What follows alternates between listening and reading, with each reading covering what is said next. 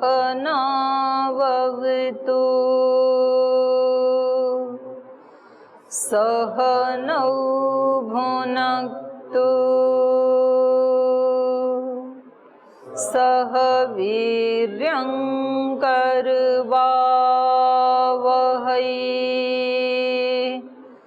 तेजस्विनावधीतमस्तु मा विद्विषावहै। ॐ शान्ति शान्ति शान्तिः।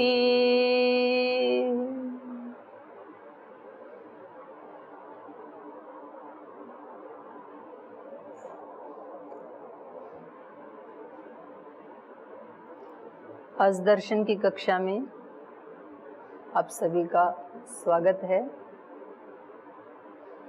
यद्यपि आप दर्शन के ही विद्यार्थी हैं, मैं भी दर्शन की ही विद्यार्थी हूँ, तो भी इसमें पीएचडी के हिसाब से जो अपना सिलेबस लगा है उसके बारे में आज हम चर्चा करेंगे। आज का हमारा विषय रहेगा दर्शन शब्द का अर्थ क्या है, दर्शनों का वैशिष्ट्य क्या है, क्या विशेषता है, दर्शनों का परस्पर संबंध क्या है, दर्शनों में समन्वय है या नहीं है, इनके भाष्यकार कौन हैं, दर्शन पढ़ने का क्रम क्या है, इन दर्शनों का नामकरण जो किया है उनकी क्या सार्थकता है, उनके नामकरण के ऊपर विचार करेंगे।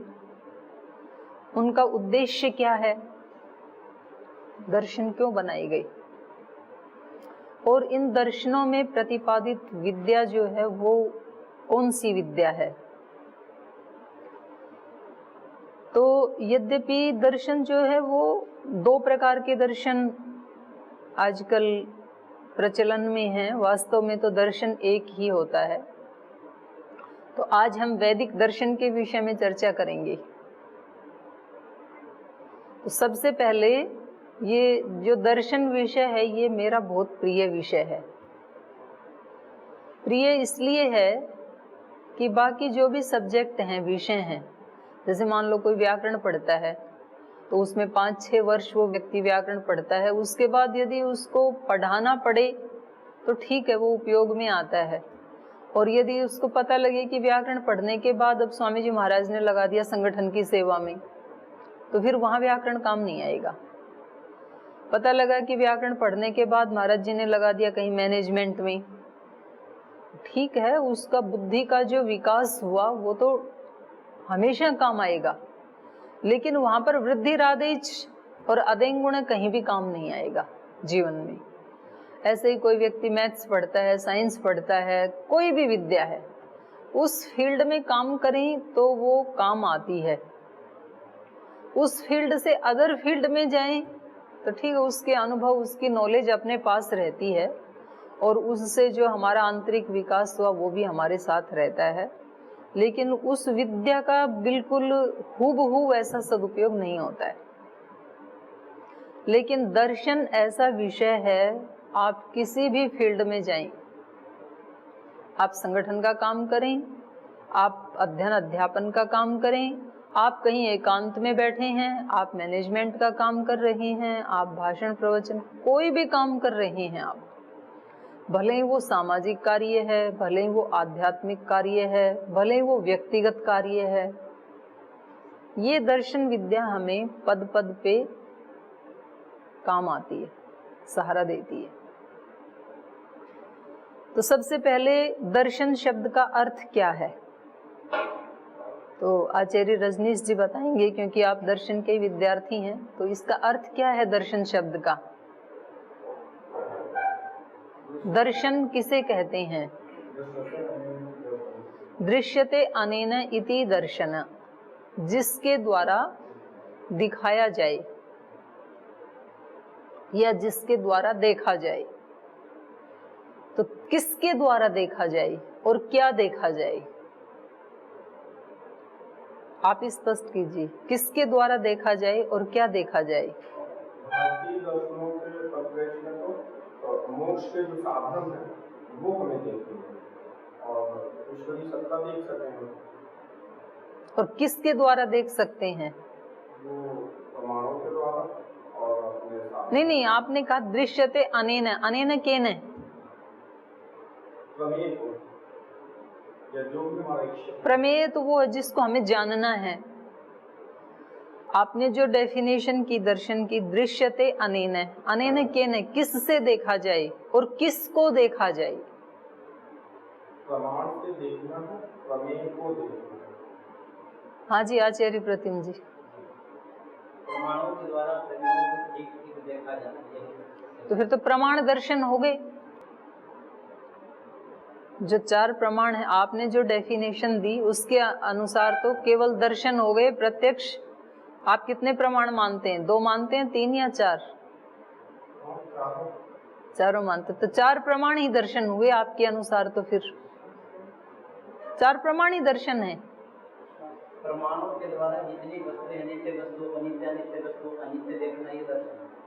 नहीं, आपकी जो परिभाषा है दृश्यते अनेन, तो मैंने पूछा अनेन केन, तो आपने कहा प्रमाणेन। तो प्रमाण ही दर्शन है। दृश्यते अनेन इति दर्शन, ऐसे आपने कहा। हाँ जी जी, विवेक की दृष्टि से। तो इसका उत्तर ये है केवल प्रमाण दर्शन नहीं है, प्रमाण दर्शन का एक पार्ट है। बैठिए आज दृश्यते अनेन माने अनेन के न, जिस भी विधा से। दर्शन का मतलब ये नहीं है कि इस पुस्तक के द्वारा आप उसको देख पाएंगे। पुस्तकें कभी किसी सत्य को नहीं दिखाती। बैठ जिस प्रक्रिया से, जिस विधा से, जिस लाइफस्टाइल से, जीवन की पद्धति से देखा जाए। देखा किसको जाए? देखने का मतलब क्या है? देखने का मतलब है सत्य की समग्रता का अंतिम दर्शन। जो समग्र सत्य है, एक टुकड़े वाला सत्य नहीं, सत्य की समग्रता का जो पराकाष्ठा है, जो अंतिम दर्शन है, वो जिस विधि से हमें जानकारी में आए, हमारी नॉलेज में आए, वो दर्शन है।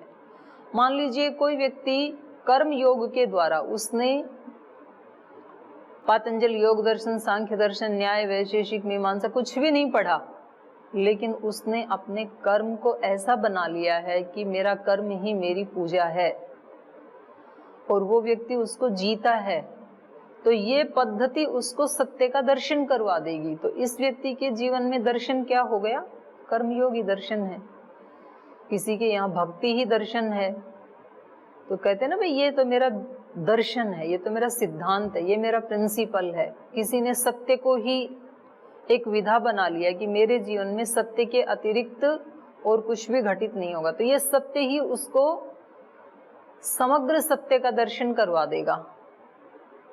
तो ये दर्शन शब्द का अर्थ है। तो यहाँ पर मनुस्मृति का एक श्लोक महर्षि दयानंद ने कोट किया है।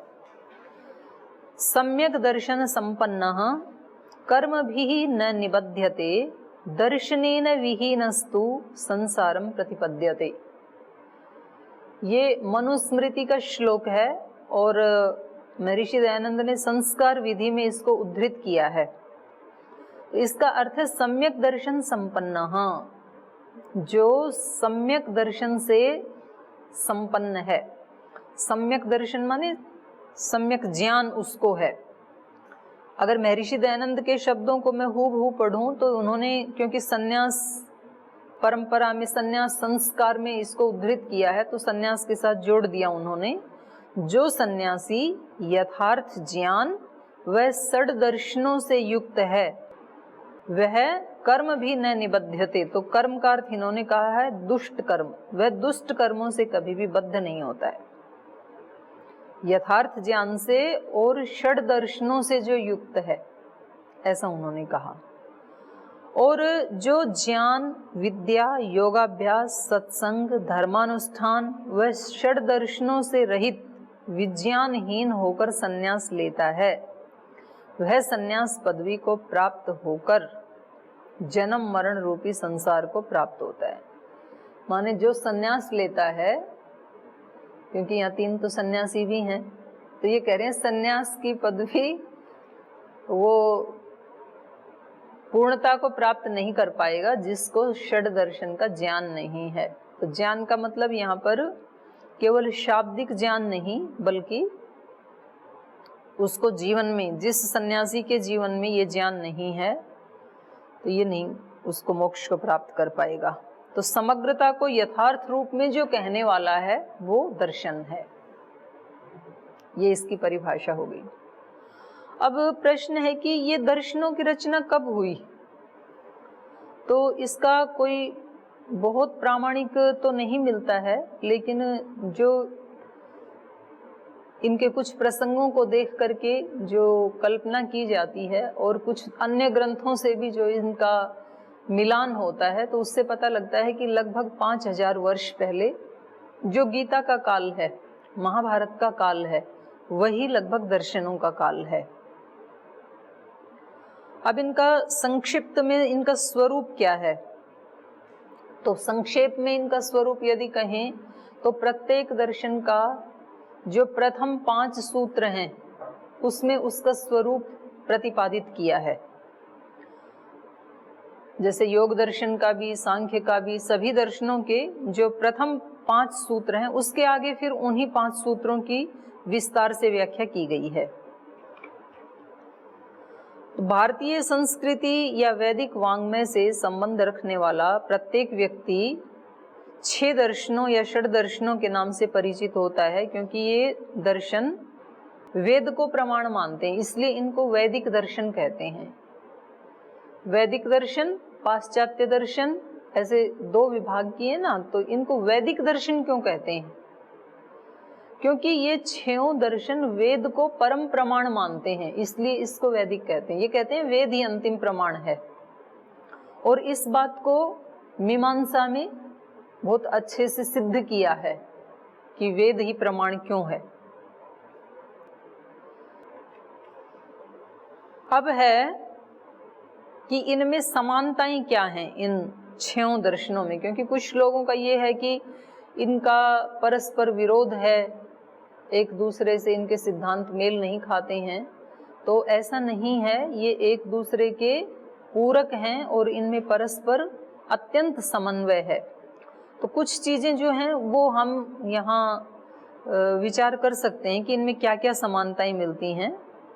तो सभी जो 6 दर्शन हैं, तो इनके शुरू में कोई एक विशिष्ट प्रकार का मंगलाचरण नहीं है।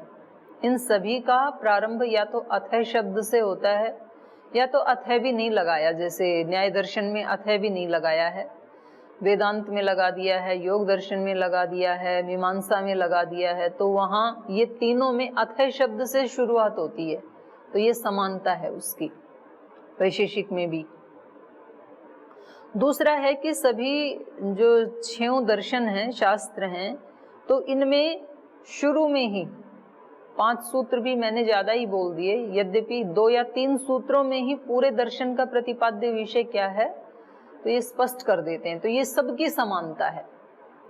जैसे हम मीमांसा की बात करें तो अथ धर्म जिज्ञासा, तो ये स्पष्ट कर दिया अपना प्रतिपाद्य विषय कि इस शास्त्र में हम धर्म के बारे में चर्चा करेंगे। हम वैशेषिक की बात करें तो अथ धर्मम व्याख्यास्याम, अब हम धर्म की व्याख्या करेंगे इस शास्त्र में। अथ योगानुशासनम, हम इस शास्त्र में योग के अनुशासन का वर्णन करेंगे। तो पहले ही सूत्र में ये अपने प्रतिपाद्य विषय को स्पष्ट कर देते हैं। ऐसे न्याय में 16 पदार्थ, इन 16 पदार्थों के तत्व ज्ञान से निश्रेयस की प्राप्ति होती है। तो ये समानता है इनमें। 6 दर्शनों में उद्देश्य कथन के बाद उनका लक्षण बताया है और फिर उसकी परीक्षा की गई। 6 दर्शनों की यही पद्धति है। पहले उद्देश्य नहीं कह रही हूं, उद्देश्य, पहले ये उद्देश्य माने कथन करते हैं किसी चीज का, फिर उसका लक्षण बताते हैं और फिर उसका परीक्षण करते हैं। 6 दर्शनों की यही पद्धति है, तो ये समानता है इनमें। सभी शास्त्रों की शैली एक ही जैसी है, और वो शैली क्या है? सूत्र शैली है। माने अपनी बात को ये संक्षेप में सूत्र रूप में कहते हैं ऋषि, यही शैली है, विस्तार में नहीं कहते हैं। यद्यपि इन सभी ऋषियों के शब्द सरल हैं, लेकिन भाव अत्यंत गंभीर हैं और अत्यंत विराटता को लिए हुए हैं। सभी शास्त्र अपने प्रधान विषय का परिज्ञान करने के साथ साथ अन्य जो उप विषय हैं उसका भी ये परिज्ञान करवाते हैं, थोड़ा थोड़ा दूसरा ज्ञान भी करवाते हैं। तो यहाँ पर एक पंक्ति आती है निरुक्त में, भूयो विद्या प्रशस्यो भवति। बहुत जानने वाला जो है वो प्रशस्य होता है, प्रशंसनीय होता है। तो ये अपना प्रतिपाद्य विषय तो बताते ही हैं, उसके साथ आगे वाले का, पीछे वाले का भी थोड़ा थोड़ा जिक्र कर देते हैं। तो इससे पता लगता है कि इस ऋषि को अन्य ऋषियों के बारे में, उनके ज्ञान के बारे में इनको जानकारी भी है और ये उसका सम्मान भी करते हैं। अगली विशेषता है इनकी, समानता है कि सब वेद को प्रमाण मानते हैं, और वैशेषिक में तो विशेष रूप से ही कह दिया, आमनायस्य है ना, तो वो वहां पर ही पढ़ेंगे हम। सभी 6 शास्त्रों में किसी भी शास्त्र के प्रणेता ऋषि का नाम नहीं है, लेखक का नाम नहीं है।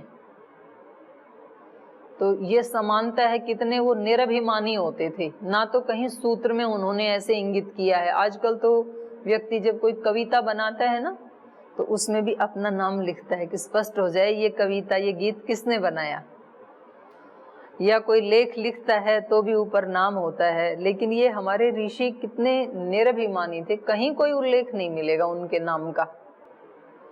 अन्यों का तो मिल जाता है उनके सूत्रों में, दूसरों का तो मिल जाता है, पर अपना नहीं मिलता है। तो मतलब वो अपने आप को श्रेय नहीं देना चाहते थे। एक जो ऋषियों की जो परंपरा है ना, उसके वो संवाहक थे। और ये परंपरा हमारी इन 6 ऋषियों में नहीं, बल्कि महर्षि दयानंद पर्यंत ये चली। महर्षि दयानंद ने भी कहा कि मैं जो कुछ कह रहा हूँ वो मेरा अपना कुछ भी नहीं है, वो ब्रह्मा से लेकर के और जैमिनी पर्यंत जो ऋषियों ने कहा वो ही मैं कह रहा हूँ, वही मेरा कथन है। तो ऐसे ही इन ऋषियों में भी ये निरभिमानिता थी। सभी दर्शनों में जो सूत्रों की रचना है उसको बहुत ही विचार पूर्वक देखेंगे तो ये पता लगेगा कि सूत्रों को नित्य और कालातीत रूप से लिखने का प्रयास किया है। माने जो सूत्र हैं वो उस समय जितने सत्य थे उतने ही आज भी सत्य हैं और उतने ही सदा के लिए सत्य रहेंगे। तो सूत्र उस काल से संबंध नहीं रखते हैं, बल्कि नित्य हैं वो सूत्र, और कालातीत हैं वो। उनका भूत भविष्य या वर्तमान से किसी एक काल से संबंध नहीं है, बल्कि वो त्रिकाल में समान सकते हैं। इस प्रकार से उन्होंने सभी दर्शनों में तो ये समानताएं हैं, एक दूसरे के पूरक हैं। 6 दर्शन एक दूसरे के पूरक के रूप में लिखने का प्रयास किया गया है। माने इससे पता लगता है कि लगभग समकालीन थे, और जिस ऋषि ने जिस दर्शन को, जिस विद्या को प्रतिपादित किया, उसने पीछे वाले ऋषि की विद्या का सम्मान भी किया और उसको स्वीकार भी किया। इसलिए उसको दोबारा लिखा नहीं उन्होंने, उससे आगे उन्होंने कहना प्रारंभ किया। तो ये क्रमबद्धता, ये इनका वैशिष्ट्य है दर्शनों का, ये विशेषता है, एक क्रमबद्धता उसमें बनी हुई है। तो ये इतनी सारी इनमें मौलिक समानताएं हैं। अब इनका क्रम क्या है और इनके भाष्यकार कौन कौन हैं? तो इसमें जो 6 दर्शन हैं, इसमें सबसे पहले जो पढ़ने का है वो है पहले मीमांसा, उसके बाद वैशेषिक, तीसरे नंबर पे न्याय दर्शन, चौथे नंबर पे योग दर्शन, और 5वें नंबर पे सांख्य दर्शन, और सबसे लास्ट में वेदांत। ये इनका क्रम है। और ये महर्षि दयानंद ने भी ऐसे ही बताया, जो वेद के उपांग के रूप में इन षड दर्शनों को, महर्षि दयानंद को ना टाइम नहीं मिला, नहीं तो उनकी बहुत रुचि थी इनमें। उनके एक दो जगह जो उन्होंने उदाहरण दिए हैं तो उससे भी पता लगता है। जैसे सत्यार्थ प्रकाश के तीसरे समुल्लास में 47 नंबर पृष्ठ पे उन्होंने इसका वर्णन किया है। ऐसे संस्कार विधि में जो वेदारंभ विधि है उसमें पृष्ठ 144 पे उन्होंने इसको उद्धृत किया है इनको। तो जो इन्होंने ये वेदारंभ में लिखा है ना, उसको मैं एक बार पढ़ रही हूँ। तो उसको कह रहे हैं, तत्पश्चात जैमिनी मुनिकृत सूत्र रूप पूर्व मीमांसा को व्यास मुनिकृत व्याख्या सहित, कणाद मुनिकृत वैशेषिक सूत्र रूप शास्त्र को गौतम मुनिकृत प्रशस्त पाद भाष्य सहित, वात्स्यायन मुनिकृत भाष्य सहित, गौतम मुनिकृत सूत्र रूप न्याय शास्त्र को व्यास मुनिकृत भाष्य सहित, और पतंजलि मुनिकृत योग सूत्र योग शास्त्र को व्यास मुनिकृत भाष्य सहित, और जैमिनी और बोधायन आदि मुनिकृत व्याख्या सहित व्यास मुनिकृत शारीरिक सूत्र अर्थात वेदांत शास्त्र, इन 6 शास्त्रों को 2 वर्ष के भीतर पढ़ लेने। तो इनका क्रम भी यहाँ पर बताया है, किस क्रम से पढ़ना चाहिए, और उसका टाइम भी बता दिया कि 2 वर्ष में इसको पूरा कर लेना चाहिए। तो इसमें इनका यही क्रम क्यों है, इसके बारे में भी अभी हम विचार करेंगे। तो पहला जो है पूर्व मीमांसा। पूर्व मीमांसा का जो पहला ही सूत्र है तो वहां पर कहा है अथ धर्म जिज्ञासा। अथ का मतलब है अब इसके बाद, इसके बाद मतलब जिस समय ये दर्शन की रचना हुई उससे पहले क्या प्रचलित था उसके बारे में इस व्यक्ति को जानकारी है। उस समय ये प्रचलित था कि वेदों की जो विद्या है वो उसमें जटिलता आ गई है, वो सीधा सीधा श्रुति परंपरा जो है वो समाप्त हो गई है, और लोगों का जीवन जो है वो ना तो वैदिक धर्म के अनुसार रहा और ना कोई अन्य धर्म उनके सामने है। तो कुछ तो ऐसा जिज्ञासा की जाए, कुछ ऐसी जिसको कहते हैं ना शॉर्टकट आज की भाषा में, कि कुछ ऐसी जीवन की पद्धति अपनाई जाए कि जिससे जीवन हमारा नीचे की तरफ ना जाए। तो अथ धर्म जिज्ञासा। तो जब हमें किसी अच्छे मार्ग पे चलना होता है, कोई उपलब्धि करनी होती है, तो उसका सबसे पहला उसकी जो स्टार्टिंग पॉइंट है वो है जिज्ञासा। यदि व्यक्ति की जिज्ञासा ही नहीं है तो फिर तो उसको कुछ भी प्राप्त नहीं होने वाला है। तो यहाँ उन्होंने कहा अथ धर्म जिज्ञासा। भाई धर्म की जिज्ञासा करनी चाहिए, धार्मिक जीवन होना चाहिए हमारा। तो फिर उसको लेकर के पहले उन्होंने हमारा जो स्थूल जो धर्म है जीवन के उनकी चर्चा की। तो सुबह सुबह उठ करके पहले यज्ञ हवन करना चाहिए, दिनचर्या कैसे होनी चाहिए, पूरा दिन कैसे होना चाहिए, उस सब की व्याख्या की है। स्थूल धर्मों की व्याख्या की है। उसको कर्म कांड का विषय भी कहते हैं मीमांसा को। और उसके बाद फिर वैशेषिक दर्शन में उन्होंने कहा अथ धर्मम व्याख्यास्यामि। जो सामान्य रूप से धर्म की व्याख्या की थी पूर्व मीमांसा में, अब यहाँ उसके विशेष धर्म की व्याख्या करेंगे। साधर्म और वैधर्म से, किसी भी पदार्थ के साधर्म और वैधर्म को लेकर के और वेद को प्रमाण मान करके।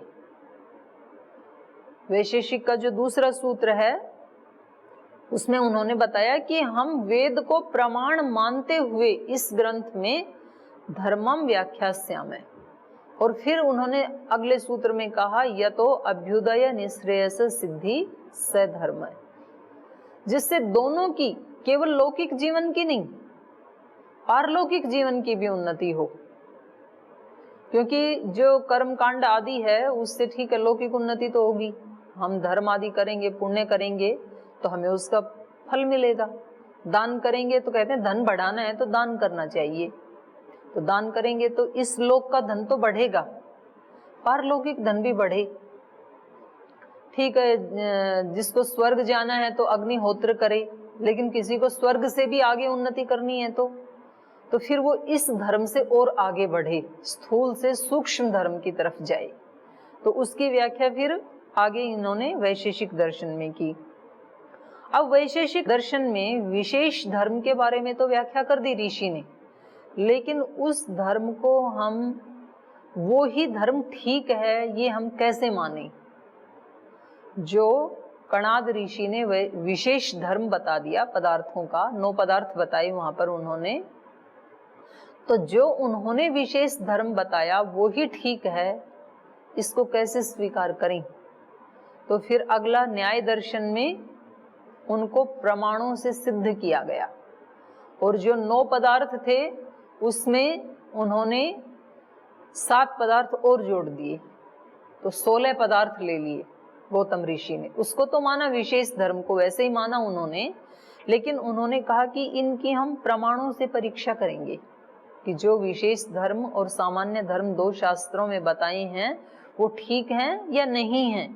तो इन्होंने मुख्य रूप से जो न्याय दर्शन है गौतम ऋषि का, उसको प्रमाणों का शास्त्र कहा जाता है। प्रमाणों की, उसमें खुद प्रमाण की भी परीक्षा की गई और फिर उन प्रमाणों के सत्य प्रामाणित होने पर वो जो विशेष धर्म थे उनकी भी परीक्षा की गई कि जो इन्होंने मोक्ष के बारे में बताया, स्वर्ग के बारे में बताया, धर्म के बारे में बताया, तो वो सब ठीक है या नहीं है। तो तीसरे नंबर पे फिर हम न्याय दर्शन पढ़ते हैं। अब हमें सामान्य धर्म के बारे में भी पता है, विशेष धर्म के बारे में भी पता है, वो विशेष धर्म प्रमाणों से प्रमाणित भी हो गए हैं। अब उस विशेष धर्म को हम प्राप्त कैसे करें? उसकी प्रक्रिया क्या है, उसका मैकेनिज्म क्या है, कैसे पाएं उसको? स्थूल पढ़ने से तो हमें उसका आत्मसात होगा नहीं, तो उसकी विधि को बताने के लिए चौथे नंबर पे आया फिर योग दर्शन। वहां उन्होंने बताया आप वैराग्य से, अभ्यास से, समाधि लगा करके, वृत्तियों का निरोध करके, कितनी सारी विधाएं बताई फिर महर्षि पतंजलि ने उस विशेष धर्म को प्राप्त करने के लिए। पहले ही बहुत उच्च स्थिति के यदि साधक हैं तो प्रथम पाद में उसका वर्णन कर दिया। अगर कोई मध्यम कोटि के साधक हैं तो द्वितीय पाद में उसका वर्णन कर दिया क्रिया योग के द्वारा। अगर किसी की रुचि सिद्धि आदि में है तो तृतीय पाद में उसको रास्ता बता दिया कि आप ऐसी साधनाएं करो, इससे सिद्धियां मिलेंगी और उससे इस अध्यात्म में आपकी रुचि होगी, आप आगे बढ़ जाएंगे। फिर कोई कर्म करते हुए अपने कर्मों को ही कैसे एक पूजा के रूप में, भक्ति के रूप में, ज्ञान के रूप में बना सके, तो उसके लिए फिर चौथा पाद कैवल्य पाद बना दिया। तो हर प्रकार के मनुष्य की स्थिति को, मानव की स्थिति को ध्यान में रखते हुए सब व्यक्तियों के लिए दरवाजे खोल दिए उस विशेष धर्म को प्राप्त करने के लिए पतंजलि ऋषि ने। अब हम इसमें कैसे प्रवेश करें ये तो बता दिया, हमारे बारे में तो बता दिया, हमें सृष्टि के बारे में भी जानना है, इन दोनों का आपस में, ब्रह्मांड का और पिंड का समन्वय कैसे हो। तो फिर सांख्य दर्शन में संख्या सहित इस सारे सृष्टि चक्र की, ब्रह्मांड की रचना के बारे में सारा सांख्य दर्शन में बता दिया।